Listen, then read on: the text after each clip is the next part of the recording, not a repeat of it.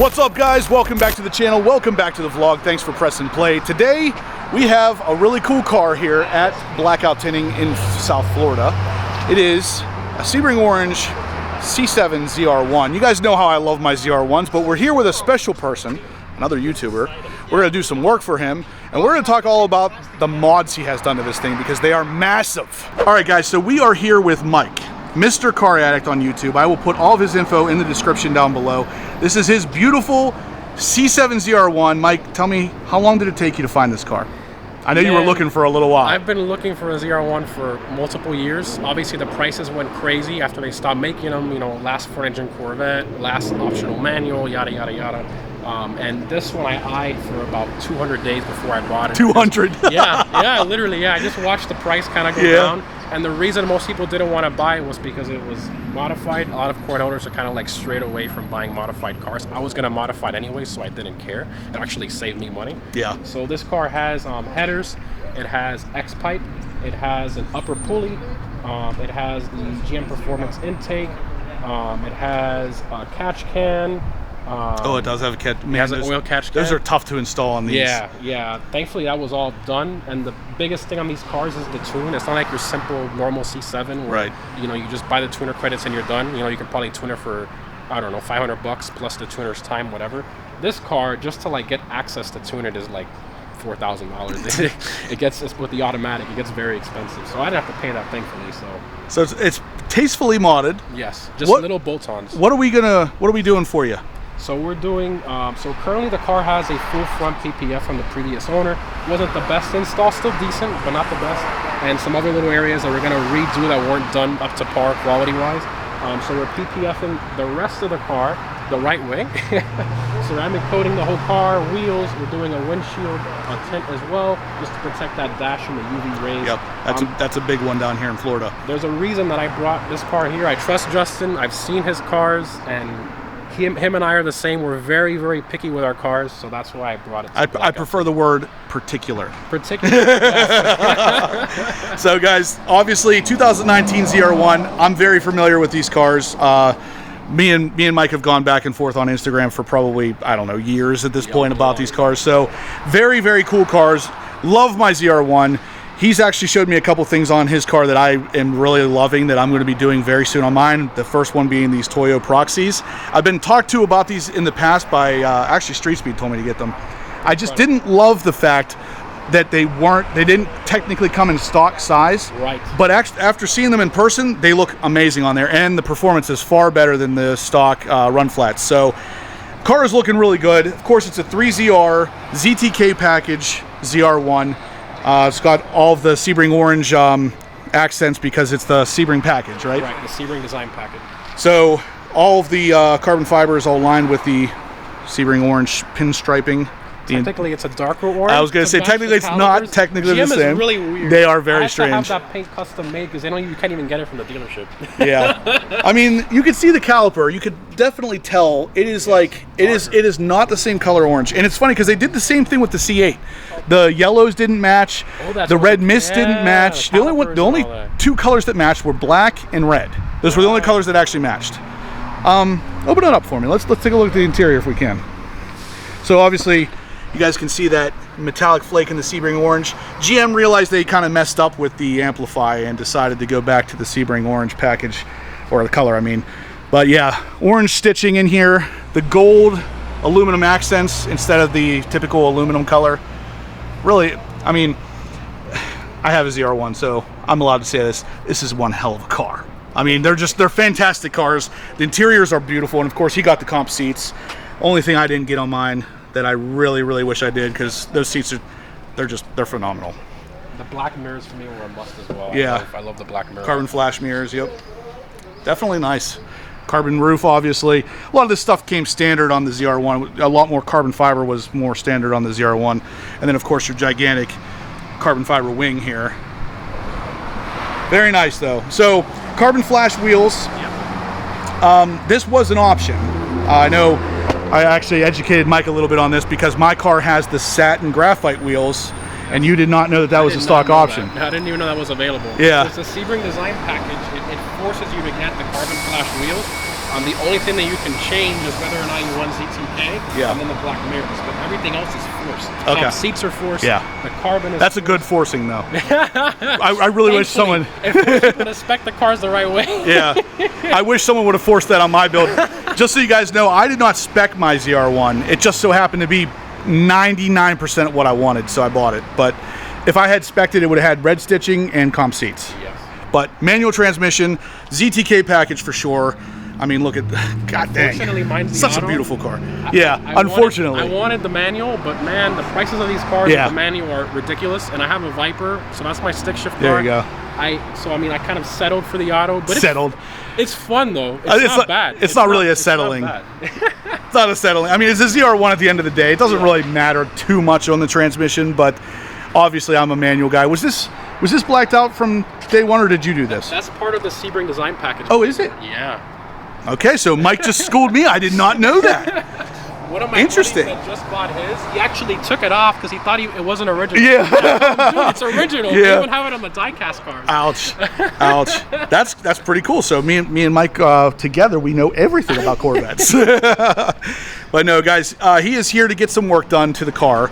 Like he said, we're fixing a couple little spots of PPF, and we're going to finish up the wrap for him, put some ceramic on it, some window tint, get this thing looking like it should. So that's why he decided to come to us. If you guys don't know, he's actually the guy I bought my red C6006 from. Yep. So we've known each other for a little bit of time, and obviously we've formed a relationship here. So he'll be bringing all of his cars to us. But yeah, I don't know. Why don't you start it up and give us a couple revs? Yeah. This is long tube headers, right? Headers and X-pipe.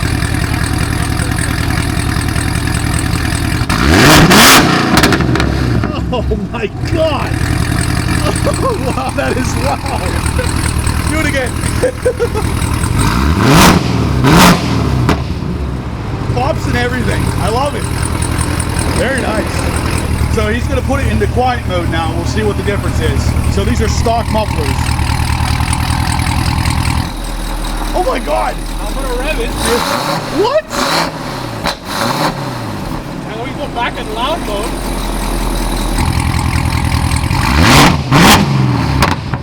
Oh my god! That is probably the biggest difference I've ever heard in my life. How's that possible? So the stock mufflers. Yeah. So everything in front of the mufflers is aftermarket. Yeah. That's pretty much it. You have the factory valves, so you have your quiet mode for the neighborhood, putting it in your garage, which is what I use it for. And then you have the loud mode for, driving around town spiritedly. That's crazy. That's pretty cool. I like that a lot. So you heard this monster with the valves open and with them closed. It's impressive. So long tube headers really makes this thing loud, but you can quiet it up to the point where it's almost like you don't even have headers on it. So Mike was gracious enough to say, let's go ahead and take a ride. We're gonna drive this thing. Obviously I've driven a ZR1, but I've not driven a tuned ZR1. Modified. I've never driven a modified ZR1. Let's do it. So I know this looks weird. I know this looks weird. You guys have been seeing the ZR1 dash with a little 1 right there forever whenever I start it up. But today, we're in an auto. So you're gonna see a P there, and then eventually a drive. But we are gonna take this thing for a ride. Like I said, Mike was nice enough to let us take it for a ride. And roughly 750 wheel horsepower ZR1 in an automatic, which the automatic is also tuned. So this is not gonna be your typical automatic slouch. It's funny, you actually have less miles on yours than I do. Yeah, I'm at 16,000, so. Yeah, I'm gonna put a lot more. So. Yeah, I mean, this car, like I said, this car was meant to be driven, and I'm glad to see you're driving it. That's what PPF is all about. You PPF these cars and you can actually drive them. So, yeah, let's go for a ride. All right, I just tried to go for the clutch. I knew I was gonna do it. God dang it, I had it in my head too, like, don't do it. So do you use the paddle shifters at all or no? I only use it when I want to roll race. So I tap it once. I'll show you.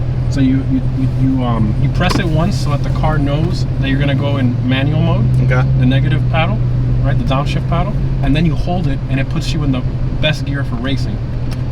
Right? Like the lowest gear possible, which is typically second or third, depending on how fast you're going. And then you just floor it, and it auto upshifts for you. I think I'll just let it do it for now. Oh wow. See the throttle input.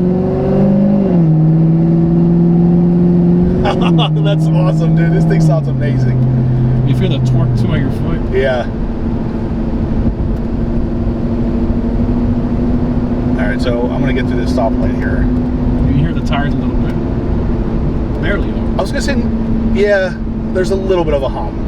But I could live with that. If you have the AC going and the radio, you don't hear anything. With this loud exhaust, I don't hear anything. What do you have the PSI set at on these? On the rears, so the Toyos, they heat up very quickly, and the PSI goes up significantly compared to a normal tire. So you can put cold PSI of like 22, and it heats up to like 27, 28. Okay. Yeah, so... Is that what you're at then, Brian? So I have it like 22 cold. Okay. And when it heats up, it goes about 27, 28. And we're in sport mode, so if I switch that to Toro, does it close the baffles automatically? Yes. Okay. And then in sport, when you're cruising at a constant speed, it's going to close the baffles automatically. Okay. But in track, it will forcibly leave them open. Yep. So it doesn't get annoying on the highway when you're, driving around at constant 70, whatever. Right. Like you probably were on here, way here. Yeah, I can already tell a difference in this trans. It's shifting smoother and faster than the stock one does. These Toyotas are incredible. I'm curious to see what they will do under a hard acceleration if they lose traction. Oh my god, dude! This thing sounds insane.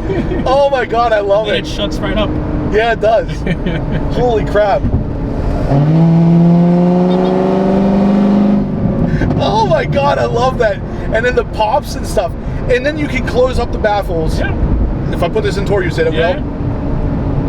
I already have it set up. Alright, so we're going to do like a little acceleration like I just did. Now, once you go over like... There you go. It's like, you can't even hear it. Now, if you floor it, it will forcibly open. It will open, yeah. Wow, that is intense, man. That is so cool. Every time I think I know all there is to know. Obviously, I've owned a ZR1 now for 5 years. And I've been hesitant to do long tube headers and stuff because I think it's too loud. I don't really love the sound, blah, blah.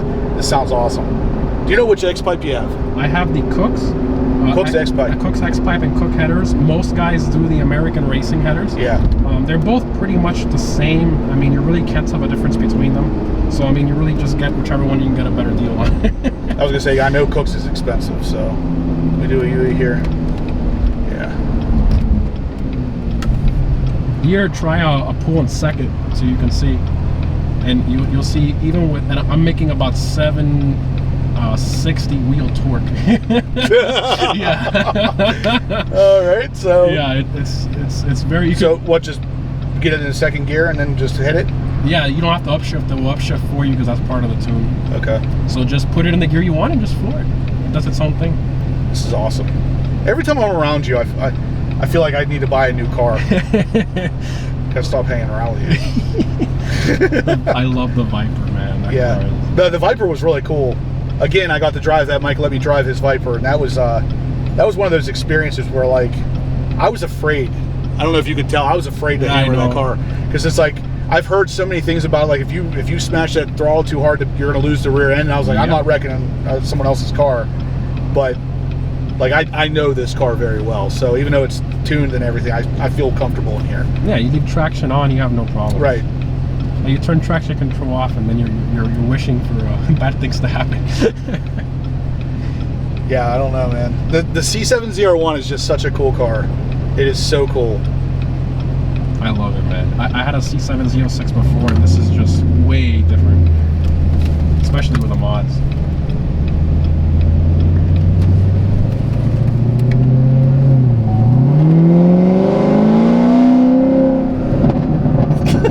It sounds like someone's dying behind you. Aw, come on, man. I was hoping he was going to let me get over there. You let off the gas and it's just like... Alright, let's see if we can let these guys get far enough ahead. I'm in second gear. I'm going to smash it. We ready? Yeah. Oh, shit. Oh, my my God. And the wheel spin on with these tires is like super manageable too. Yes. Like you can easily overcome it. It's progressive. And I have to, I did a highway drive, so I put the PSI up a little bit, but usually I lower it a little bit more and I won't spin in second. But with the PSI the way it is now, it will even spin in third with the amount of power this thing has right now. Good Lord. What an awesome car. And see, like, I love my manual transmission ZR1, but I want it, from time to time, I want to take it to the drag strip. I know the cars aren't built for the drag strip, and I know someone's going to say that, but taking the manual to the drag strip is kind of a nightmare. Yes. Like, that's the only time I wish that car was an auto. Yep. Or racing somebody from a stop. It just doesn't work. Yeah. Can I downshift this, or will it automatically So press it once, and then hold it after. So you have to press it once to know, and then you hold it. There you go.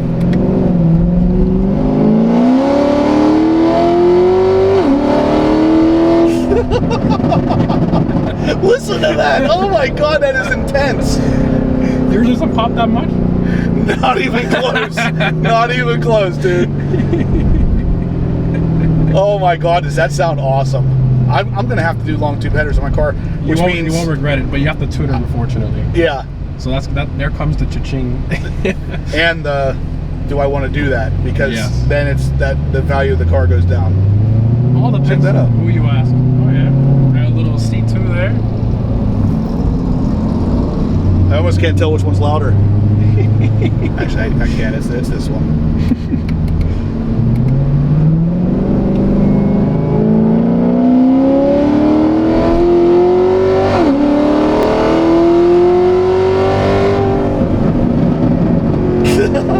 Oh, the pops! Wow, does this car drive nice though? Holy crap, man! The diesel sound is so good. So I have to ask you, Justin, because you have two of the best Corvettes made right now. I'm gonna ask you, if you were forced to sell one, which one would it be? You can only keep one. It would still be the Z06.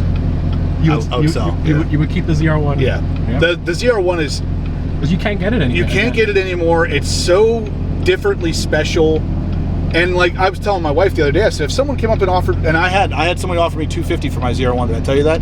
Really? $250, and this was about a year ago now, and I declined it. And my wife was like, my wife wouldn't let me sell it. She's like, no. Really? And, usually sell it. I know, right? And I said, well, I mean, I didn't really love the idea either. I was kind of hoping she'd say no to kind of push me that direction, but I was like, sorry, I can't do it. But I said, if someone came up and offered me even $200 for my Z06, I'd sell in a heartbeat, because I'll just go buy another one. Yeah. But like the ZR1, you're not getting these things anymore. So if I sell mine, I'll never find another one owner ZR1.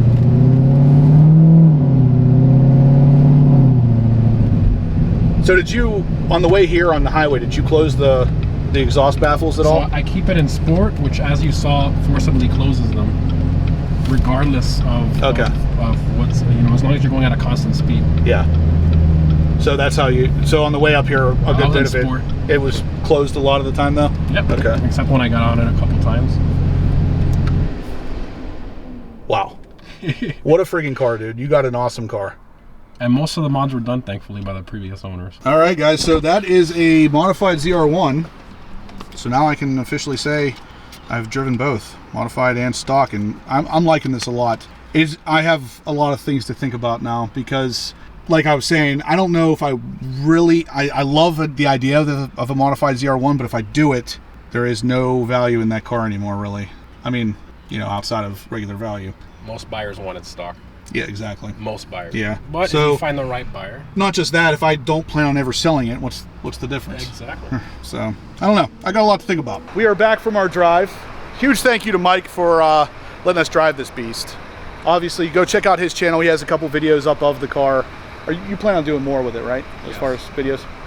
Yeah, I'm probably going to put it on E85 potentially next. Right now it's on about 100 octane fuel with the octane booster and all that, so we'll see. E85 that'll make it a different beast all over again. Yes. But the setup I have now will make about 800 wheel on E85. Oh my God, it's gonna be freaking nuts, guys. This thing's pretty cool. So I have a lot to think about. Like I said, do I want to modify my ZR1? What do you guys think? Let me know in the comment section down below. Should I modify my C7 ZR1 to this extent? So really, the big things here are smaller pulley, long tube headers, X-pipe and a tune for the most part. Cold air intake, you know, a couple little things in there. So you get more power, but the big thing is you get more sound. Now, obviously, I just did the high flow cats with my C8 Z06, and I freaking love it. I love the way that car sounds. I like this a lot. Should I do it? Let me know. Anyway, guys, big thank you to Mike for letting us drive this thing. Obviously, big thank you to him for coming out to the Blackout Tinting shop here in South Florida. We're gonna hook him up with some PPF, some ceramic, all that good stuff. This car will look good, even better than it does now, which is hard to believe because it's a beautiful car. But yeah, stay tuned for those updates, guys. Smash the thumbs up if you liked the video, and as always, stay obsessed.